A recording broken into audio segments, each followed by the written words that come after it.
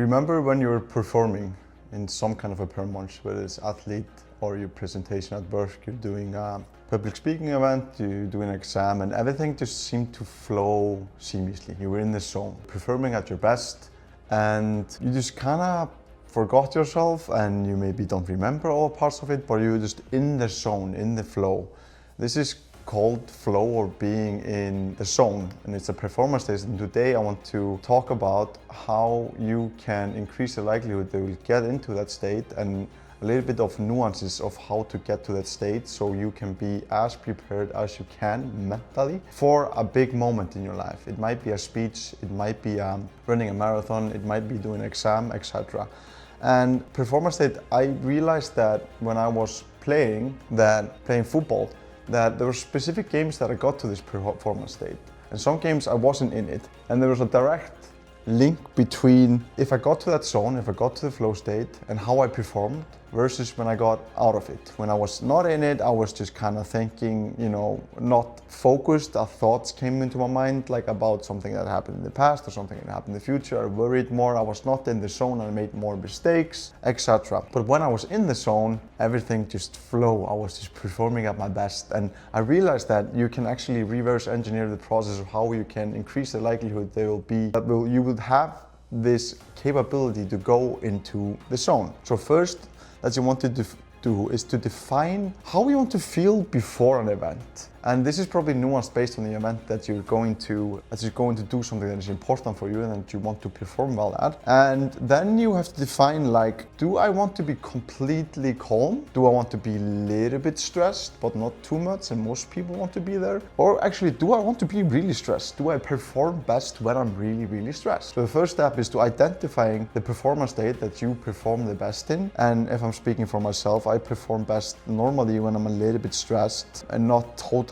calm. And you can do certain kind of things to reach that performance state. One is classic, and it's visualization. This kind of a mastery visualization. So basically you close your eyes and you try to imagine and visualize using all your senses, like you're watching a movie. I do it all from your personal viewer perspective. You close your eyes and you try to get some information about the settings you're going to be in and how you want to feel in that setting. And then you're going to visualize you perform the actions that you want to perform in that setting. When I was playing soccer, I was visualizing myself walking to the pitch, how I was completing a perfect pass to my teammates, how I was making a tackle, how I saved a goal when the opponent was trying to score, how I was doing a corner kick, how I went up in the air and I put my header in and the ball went here and inside the goal. I was seeing all the things that could go right in that performance. And when I did this for the TED Talk, for example, because I do this for all important events in my life. So I've even tried it for a date, to be just completely authentic and honest here. But in the TED Talk, for example, I was visualizing me. I knew where the location of the TED Talk was in. So I was visualizing the environment, the people was going to be in the audience. So I knew there was going to be a lot of audience in the people. And I was seeing myself going through the script that I had in my mind and going through that and seeing me being successful at doing that with the audiences, with what clothes I was wearing, how I was feeling, maybe if I was smelling something and maybe if I was hearing something. And what happens when you visualize yourself succeeding at something, you activate a similar neural pathway as you do when you're actually doing the thing that is you're doing the performance. So you basically activate similar pathways, and that makes you more confident and more ready to be in the situation in which you are in. That's mastery visualization. So definitely for an important event, I would envision myself doing everything successfully for 5 or 10 minutes and going through it as detailed as possible. The one other thing is coping imagery. And Michael Phelps used this imagery. So he basically visualized if he would lose his goggles, how would he react or respond? So coping imagery is basically envisioning that something might go wrong and how we're going to respond when that happens. So for example, when I'm doing public speaking, I maybe imagine there's some technical difficulties. So let's say I can't put my slides up. But then I know the slides, or I know the topic that I'm talking to so much that I will not let that stress me out and just start to talk about the topic. What happens in soccer? So what happens when my teammate makes a mistake? Then if he makes a mistake, I'm going to perform a particular movement that will prevent that these mistakes will come down on our team, for example. When I was doing exams in my PhD program, what would I do if I see a question and I don't know the answer? I'm not going to panic. I'm going to skip that question and I'm going to revisit that question when I have answered other questions in the exam. So coping imagery is envisioning that something out of your control could go wrongly and then being able to see how you want to respond to that way. And Michael Phelps' story was that he had visualized every swim stroke he made and also what could have gone wrong, such as his goggles. So one time he actually lost his goggles when he was competing, I think, on the Olympics. And he still won the swimming race because he had used coping imagery to respond when basically his goggles got on. So because he has visualized so much every swim take he was doing, then he knew exactly how many swim takes he was going to take to be able to win the race. So I think that's really important part. In terms of that's like a general one, and another general one is to having keywords. So before the marathon, for example, I wanted to have keywords and make a personal connection to that, because keywords reminds us of how we want to feel during a race. And based on your stress level and based on the occasion, how stressed you're about the occasion, you might want to pick different keywords. But my keywords for the marathon was consistency, because I knew that I want to run my race, not somebody else's race, and if I would stay consistent, I would reach my goal. The other one was joy. I want to smile, I want to be joyful during the race, not only because I'm so thankful for being able to do that, but also I know that smiling and complimenting people, that also helps me to run better. And then the last part was resilient. And basically I knew at mile 20 or kilometer 30, you will normally hit that running wall. And I know that your mind will tell you to stop, to slow down, to not go hard. It's fine to take it easy. In that moment, I want to tell the mind to shut up and keep on going and remind me that here is when most people stop, but here I keep on going. That was my meaning of the resilience. So before the race, I was always telling myself, consistency, joy, resilient. And consistency reminded of running my race, because sometimes when you're doing running races, you start to run and follow other people because it's so exciting at the beginning. And the joy part was just because you make so angry face when you're running, was just to enjoy it a little bit more. And the resilience part was to remind me and get to that stage that I'm stronger than my thoughts. So keywords generally work really well, and it's really good to remind yourself of keywords. I work with a couple of golfers, people who play golf professionally, and having keywords where they have their scoreboard on, to have the keywords of being calm, alert, or focused, or something like that, that you can have visual cues that reminds you of where you want to put your focus and energy and how you want to feel in that specific moment. So if you were taking an exam, you could probably have a notes beyond you, like don't panic, or stay calm. Maybe that's a more positive phrasing on that. Stay focused, pay attention to detail. It could be some words or sentences that could be your keywords for your exam. So these are really important as well. Generally, if I'm talking from my experience, depending on the event again, because doing a TEDx talk is way more stressful than talking to college kids. So I'm gonna use different techniques based on the context I am in. But generally, I like to feel positive emotions before a big event. And normally, I visualize or emphasize what I'm grateful for.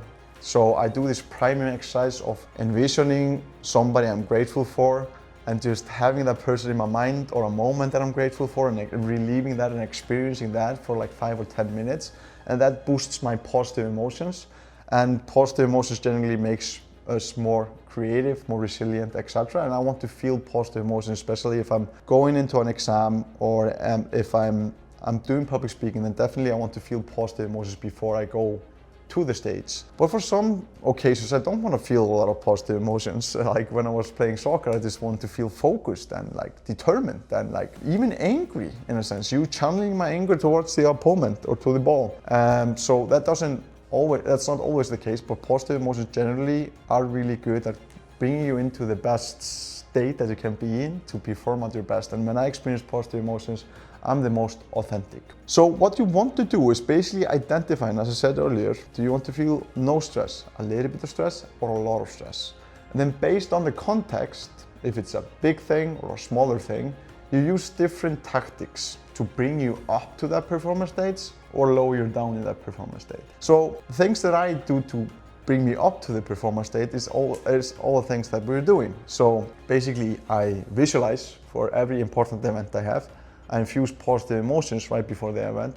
I have keywords, and normally for like a presentation or for an exam, I work out. So I have a moment where I either go out for a run or hit the gym just to get my physiology ready and more prepared for the activity. But then you can do things and identify things that helps you to get into that zone, like I just did now for me. And then you can identify all the things that brings you up. For example, music.